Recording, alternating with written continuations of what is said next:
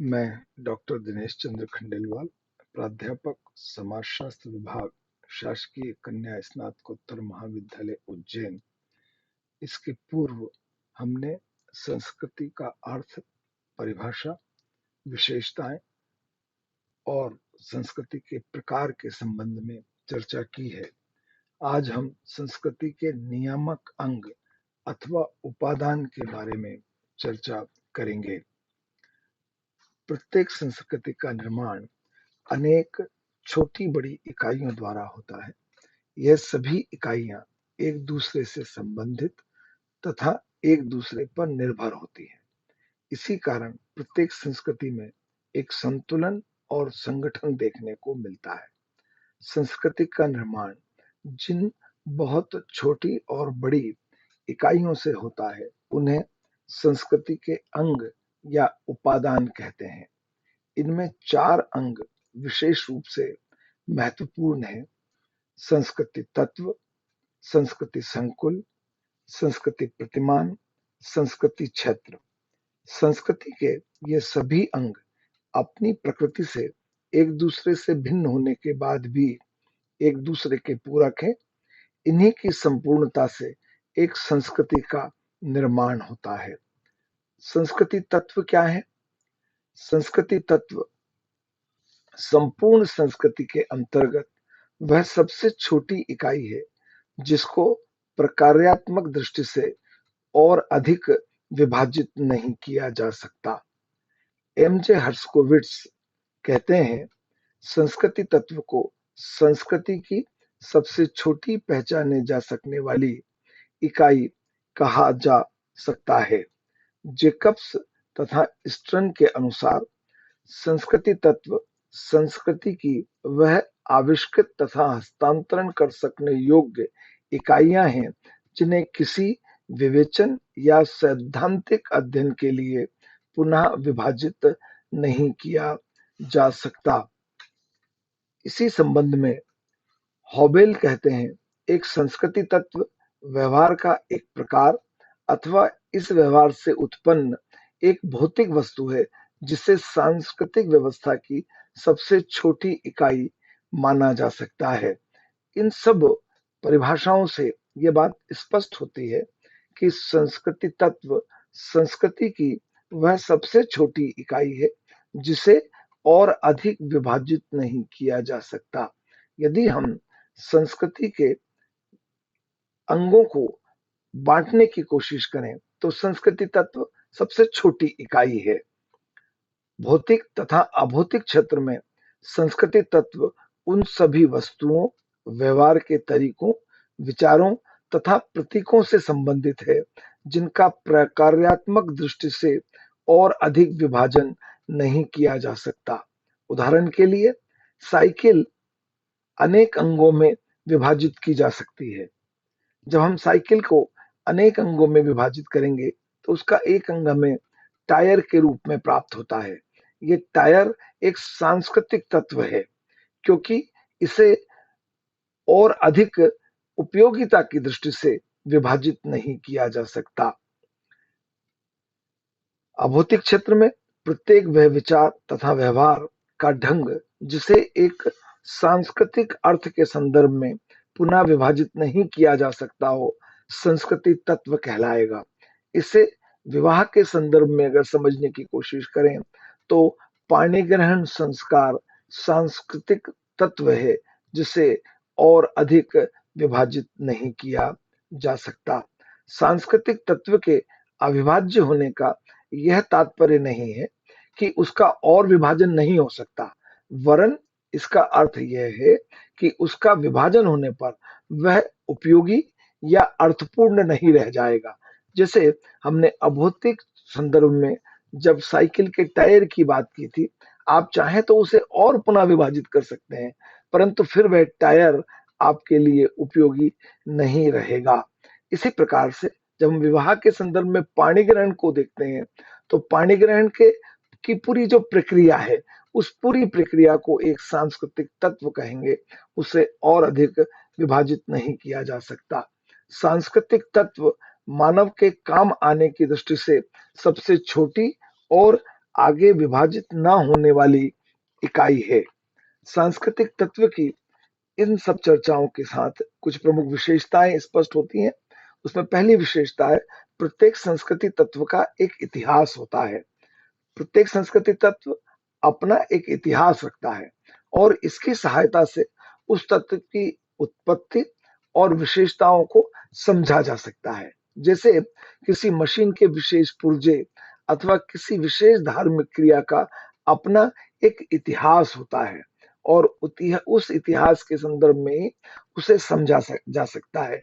जैसे हम आवागमन के संदर्भ में यदि हम बात करें तो पहिए का जो आविष्कार है वह एक ऐसा आविष्कार है, वो उसका एक ऐसा इतिहास है कि उस पहिए के माध्यम से जो आवागमन प्रारंभ हुआ तो धीमी गति से लेकर आज बहुत तीव्र गति से चलने वाले वाहन भी हमारे पास उपलब्ध हैं।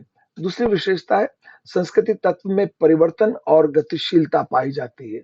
संस्कृति तत्व स्थिर नहीं होते, उनमें भी परिवर्तनशीलता एवं गतिशीलता पाई जाती है। किसी अन्य सांस्कृतिक समूह के संपर्क में आने पर ये तत्व बदलते रहते हैं और कभी-कभी सांस्कृतिक तत्वों में परिवर्तन संस्कृति की रचना में परिवर्तन को भी ला देता है। विश्व के बहुत सारी संस्कृतियों से हम घुल मिल रहे हैं और उन सबके परिणाम स्वरूप हमारी संस्कृति में आने वाले परिवर्तनों के संदर्भ में इस को समझा जा सकता है।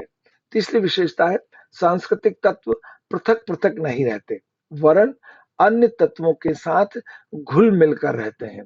सांस्कृतिक तत्व अर्थपूर्ण रूप से जुड़कर हमारी विशेष आवश्यकता को पूरा कर सकते हैं। यदि ये पृथक पृथक है तो ये हमारे किसी काम के नहीं है, तब ये हमारी आवश्यकता को पूरा नहीं कर सकते। इनका अर्थपूर्ण जुड़ाव ही हमारी आवश्यकताओं को पूरा करता है। जैसे घड़ी के अनेक अंग होते हैं, घड़ी के अनेक तत्व होते हैं, अनेक पुर्जे होते हैं और इन सब से मिलकर घड़ी बनती है। जब वो घड़ी बनती है तभी वो हमारी समय की गणना संबंधी आवश्यकता को पूरा कर पाती है।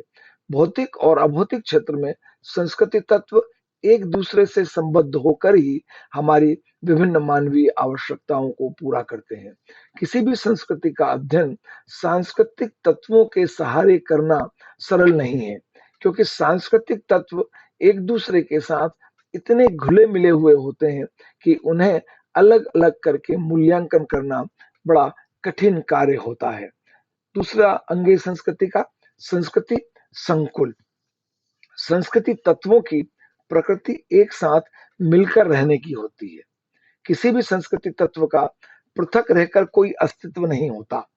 जब अनेक सांस्कृतिक तत्व व्यवस्थित रूप से परस्पर संबद्ध होकर हमारी आवश्यकताओं को पूरा करते हैं, तब इस संग्रह को हम संस्कृति संकुल कहते हैं।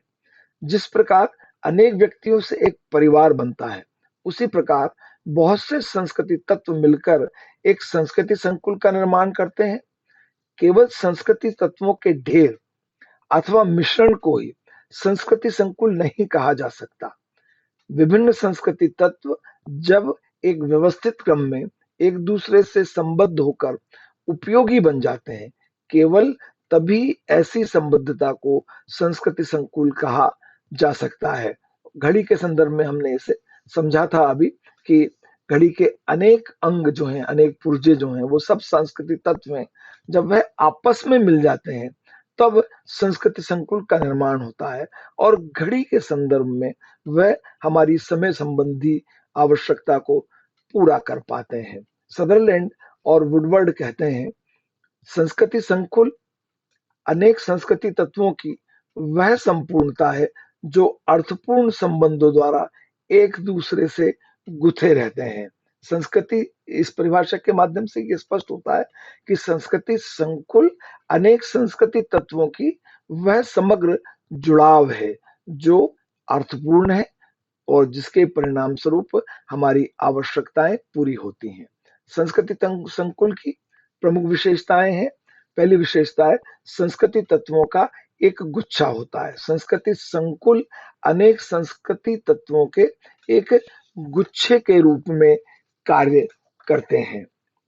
दूसरी विशेषता है, सांस्कृतिक नियमों के अनुसार व्यवस्थित होते हैं। संस्कृति तत्व संस्कृति के नियमों के अनुसार व्यवस्थित होते हैं। संस्कृति संकुल सांस्कृतिक नियमों के अनुसार व्यवस्थित होता है। इसके निर्माण करने वाले अंग परस्पर संबंधित होते हैं। यह तीसरी विशेषता है, अर्थपूर्ण एवं कार्यात्मक रूप से उपयोगी होते हैं। संस्कृति तत्वों की केवल उसी संबद्धता को संस्कृति संकुल कहा जा सकता है जो अर्थपूर्ण हो, कार्यात्मक हो, हमारे लिए उपयोगी हो। उदाहरण के रूप में हम जो भाषा बोलते हैं उसमें बहुत से छोटे छोटे शब्दों का प्रयोग होता है। प्रत्येक शब्द का अपना एक विशेष अर्थ है, इसलिए ऐसे प्रत्येक शब्द को हम संस्कृति तत्व कहेंगे। यदि व्याकरण के नियमों के अनुसार विभिन्न शब्दों को एक वाक्य में इस प्रकार व्यवस्थित कर दिया जाए कि उससे हमारे विचार और भावनाएं स्पष्ट होने लगे, तब यह वाक्य एक संस्कृति संकुल होगा। उदाहरण के लिए समाज सामाजिक संबंधों की एक व्यवस्था है। इसमें अनेक शब्द हैं और इनके एक उपयोगी जुड़ाव के माध्यम से एक विचार सामने आता है, हमारी भावना स्पष्ट होती है कि समाज सामाजिक संबंधों की एक व्यवस्था है। विली ने इस अवधारणा को स्पष्ट करने के लिए फुटबॉल संकुल का उल्लेख किया, जिसके अंतर्गत फुटबॉल के खेल से संबंधित अनेक तत्वों जैसे झंडियों, फुटबॉल, कुर्सियों, रेफरी, दर्शक, खिलाड़ी आदि तत्वों को सम्मिलित किया जाता है। इस प्रकार संस्कृति संकुल अनेक संस्कृति तत्वों से मिलकर बनने वाली वह बड़ी इकाई है जो एक व्यवस्थित ढंग से हमारी मानवीय आवश्यकताओं को पूरा करती है। इसका तीसरा भाग है संस्कृति प्रतिमान। रूथ बेनेडिक्ट ने अपनी पुस्तक पैटर्न्स ऑफ कल्चर में संस्कृति प्रतिमान की अवधारणा को विकसित किया। एक विशेष संस्कृति में अनेक संस्कृति संकुल परस्पर संबद्ध होकर उस संस्कृति की आधारभूत विशेषताओं को स्पष्ट करते हैं। जब इस विशेषता का स्पष्टीकरण होता है, तब हम इस संपूर्णता को संस्कृति प्रतिमान कहते हैं। प्रत्येक संस्कृति में कुछ ऐसी प्रेरणाएं, विचार, आदर्श तथा सिद्धांत देखने को मिलते हैं जो अन्य संस्कृतियों से भिन्न होते हैं। ऐसे सभी सिद्धांतों, आदर्शों एवं विचारों को हम संस्कृति प्रतिमान कहते हैं। उदाहरण के रूप में हम कह सकते हैं कि भारत में आध्यात्मिकता का संस्कृति प्रतिमान है और पाश्चात्य समाजों में सांसारिकता का संस्कृति प्रतिमान है। सदरलैंड और वुडवर्ड कहते हैं, जब अनेक संस्कृति संकुल परस्पर संबंधित होकर एक विशेष संस्कृति का सामान्य चित्र प्रस्तुत करने लगते हैं, तब इसी संबद्धता को हम संस्कृति प्रतिमान कहते हैं। इसी संबंध में हस्कोविट्स कहते हैं, संस्कृति के तत्वों का वह रूप जो एक समाज के सदस्यों के व्यवहार प्रतिमानों के माध्यम से व्यक्त होता हुआ जीवन की विधि को एकरूपता, निरंतरता और विशिष्ट रूप देता है, संस्कृति प्रतिमान है। इस प्रकार यह स्पष्ट होता है कि संस्कृति प्रतिमान किसी संस्कृति का एक सामान्य चित्र प्रस्तुत करते हैं। भारतीय संस्कृति में जाति प्रथा, संयुक्त परिवार प्रणाली, आध्यात्मवाद, कर्म संबंधी विश्वास तथा विवाह प्रणाली कुछ विशेष संस्कृति प्रतिमान है जो भारतीय संस्कृति का एक सामान्य चित्र प्रस्तुत करते हैं। संस्कृति क्षेत्र। प्रत्येक संस्कृति एक निश्चित भौगोलिक क्षेत्र तक ही विस्तृत होती है। सांस्कृतिक तत्वों, संकुलों एवं प्रतिमानों का प्रसार एक निश्चित भौगोलिक क्षेत्र तक होता है। जिस भौगोलिक क्षेत्र में लगभग एक समान सांस्कृतिक विशेषताएं विद्यमान होती है, उसे एक संस्कृति क्षेत्र कहते हैं। संस्कृति क्षेत्र की इस अवधारणा का प्रयोग सबसे पहले क्लार्क विस्लर ने अमेरिकी इंडियन संस्कृतियों के अध्ययन के दौरान किया। विस्लर के अनुसार संस्कृति क्षेत्र का तात्पर्य उस भौगोलिक प्रदेश से है जिसमें अनेक जनजातियां तुलनात्मक रूप से समान सांस्कृतिक विशेषताओं के साथ स्वतंत्र रूप से निवास करती हैं। किसी भी संस्कृति क्षेत्र की कोई स्पष्ट निश्चित सीमा रेखा निर्धारित नहीं की जा सकती, क्योंकि यह पूर्णतया स्पष्ट नहीं हो सकता कि किस स्थान पर एक विशेष संस्कृति के तत्व बिल्कुल समाप्त हो चुके हैं और कहां से दूसरी संस्कृति की विशेषताएं आरंभ हो रही हैं। वास्तव में प्रत्येक संस्कृति क्षेत्र के केंद्र और उसके आसपास एक संस्कृति की विशेषताएं सबसे अधिक स्पष्ट रूप में विद्यमान होती हैं, तथा जैसे जैसे केंद्र से स्थानीय दूरी बढ़ती जाती है, संस्कृति की विशेषताओं में विभिन्नता और मिश्रण स्पष्ट होने लगते हैं। हॉवेल का कथन है, एक संस्कृति क्षेत्र को किसी भौगोलिक क्षेत्र के उस भाग के रूप में परिभाषित किया जा सकता है जिसमें सांस्कृतिक विशेषताएं इतनी अधिक समान हो कि उनके आधार पर उन्हें उन संस्कृतियों से पृथक किया जा सके जो उस क्षेत्र से बाहर की हैं। कोई भी संस्कृति क्षेत्र छोटा होगा अथवा बड़ा, यह इस बात पर निर्भर करता है कि वहां परिवहन, संचार, सांस्कृतिक संपर्क तथा अन्य सुविधाएं किस सीमा तक उपलब्ध हैं। यातायात और संचार के साधन, सामाजिक संपर्क के अवसर तथा आविष्कार जितने अधिक होते हैं, संस्कृति क्षेत्र उतना ही विस्तृत हो जाता है। प्राकृतिक बाधाएं जैसे रेगिस्तान, घने जंगल, सागर, पर्वत तथा धार्मिक विभिन्नता आदि ऐसी बाधाएं हैं जो संस्कृति क्षेत्र के फैलाव को सीमित कर देती है। धन्यवाद।